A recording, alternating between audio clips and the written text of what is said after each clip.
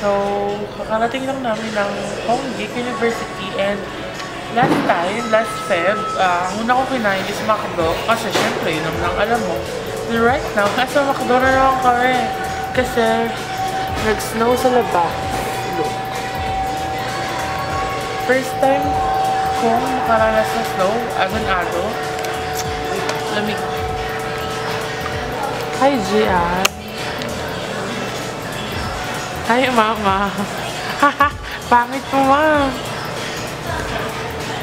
Hi, Lia.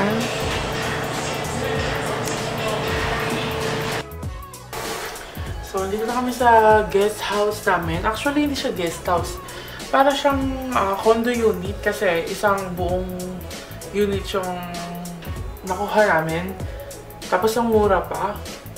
Ito yung kwarto namin ni Gian. Ito si Gian sa single bed. Ako doon sa queen size bed kasi syempre ako kuya eh. Si Mama ayaw pa kita kwarto. Papakita ko na lang pag wala na sila. Tapos ito yung banyo.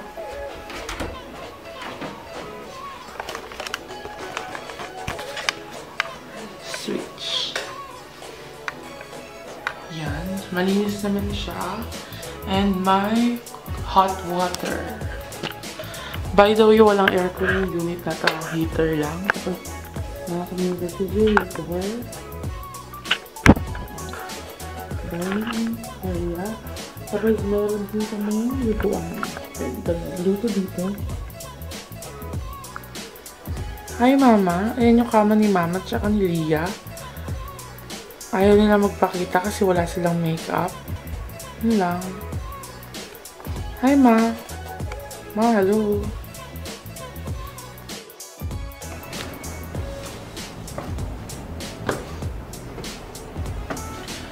Diba? Nag-snow pa din. Oh my God. Oh my God. Ang kapal na ng snow.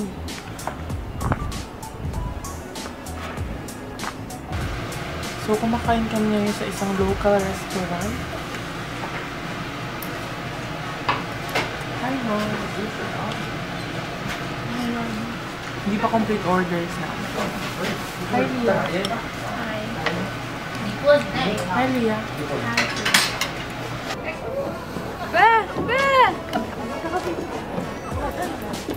Nasa Namsan Seoul Tower kami ngayon and sobrang lamig. Di ba? Hindi. Ano masasabi mo sa Seoul Tower? Ngayon nakabalik ka na? Ngayon na? Ba't nagtatago ka? Diba? Tapos, the view from here is this one. It's very...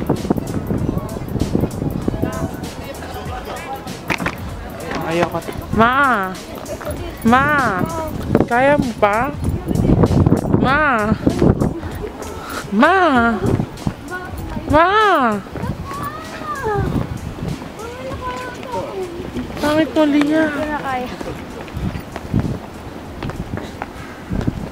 Okay guys, update. 500 steps na kami and bumababa pa rin kami ng Namsan Mountain. Mag-cable car talaga kami kaso akala namin sarado. So, bumaba kami ng pahagdan and ganito na lang. Mag-cable car tayo pataas tapos baba na lang ulit tayo dito. Share mo lang. Yun lang. So, update lang. Sakit na yung paa ko. Boss, ano masasabi mo, boss? Pagod na ako.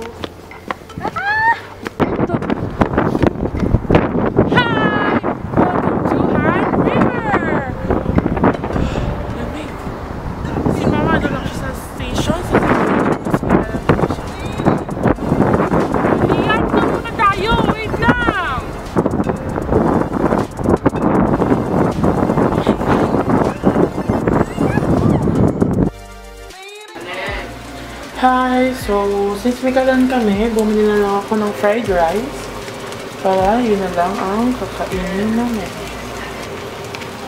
Ebi fried rice ang tawag dito sa Japan kasi ebi is shrimp, if I'm not mistaken. Siyempre, ang ulam namin is spam. Hi! Nandito kami ngayon sa Gyeongbokgung Palace and sobrang lamig pa rin. Yung face ko, wala na siyang pakiramdam. And yun lang. Yung mga friendships ko, sila mga best. Nagkipicture sila doon. Ako. Anong pakiramdam yung face ko? I've been here na naman last Feb, so di na ako magpipicture. As if naman. Lumipat naman kami ngayon sa Changdeokgung Palace, which is 2 bus stops away from Gyeongbokgung Palace. And katabi nito yung Changgyeonggung Palace, kaya hindi siya hassle.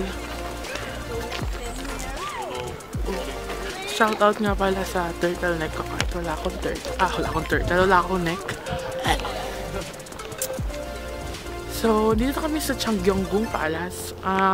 Yung Changdeokgung and Changgyeonggung is parang connected sila sa likod. Meron silang entrance sa both sides. So, pwede kami dun mag-shortcut or kung gusto mo mahirapan, umikot ka sa labas ng Changdeokgung para makarating ng Changgyeonggung. Ngayon, parang gusto ko pumunta sa I don't know what's the basa pero punta kami sa isa pang palace.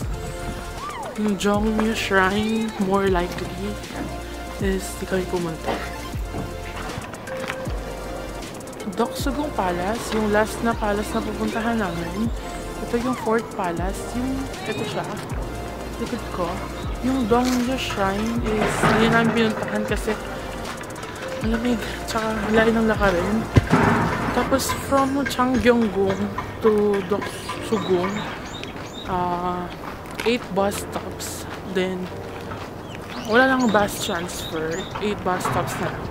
Tapos, siguro mga 2-minute walk from the bus stop hanggang dito. Tapos, nabutan pa namin yung changing of guards. Yung nagpapalit yung guards na nagbabantay sa harap ng palace. Kasi, parang part of the culture, the tradition ng Koreans, yung palit ng guards every parang kami hour siya may certain time siya para mapalit sila ng guards. Yun lang.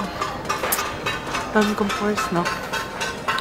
Shout out ulit sa turtleneck ko kahit wala akong neck.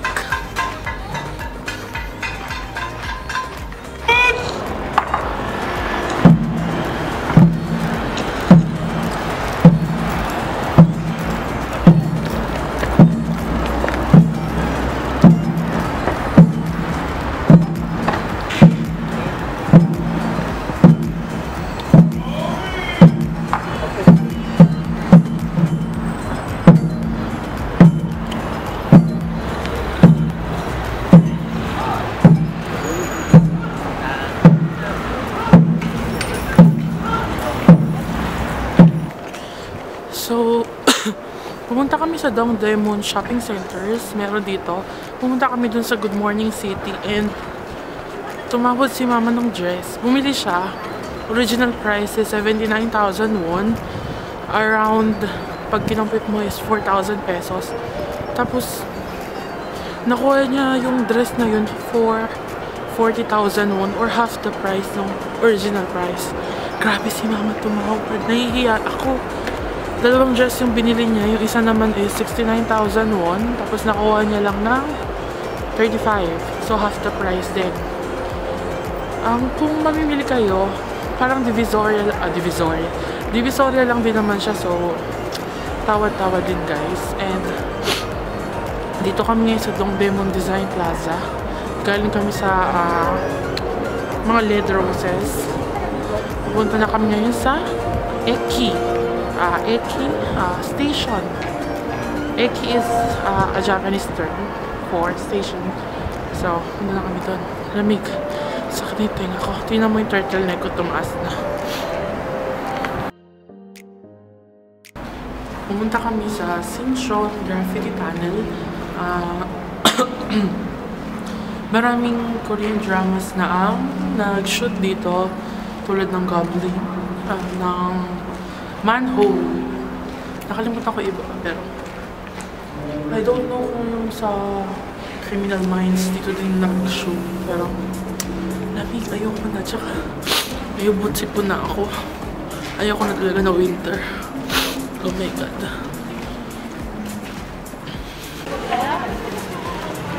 So, dito kami ngayon sa street sa Ewa.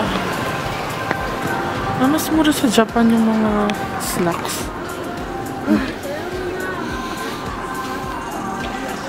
Mas mura sa Japan. Bibili ba tayo? Mamaya na. Sunod na. Galing kami sa filming location ng The Airs. Nag-coffee muna kami. Ay, nag-hot choco muna kami kasi sobrang lamig. Si Mama nirarayuma. Ma, where are you? Nirarayuma si Mama. Sumisigaw siya kagabi sa sobrang sakit. Pupunta kami ngayon sa filming location ng weightlifting fairy sa U04 Samga Station. 안녕하십니까.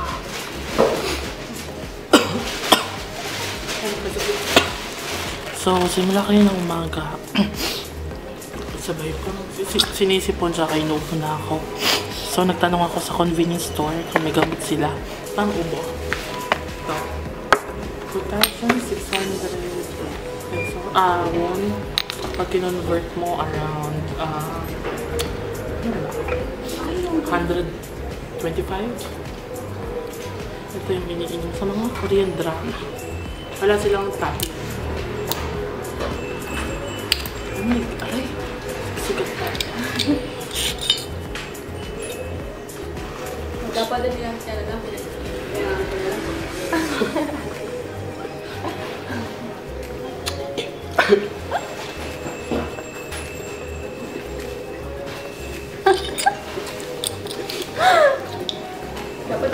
yun. Parang may flavor siya. Iba pang flavor.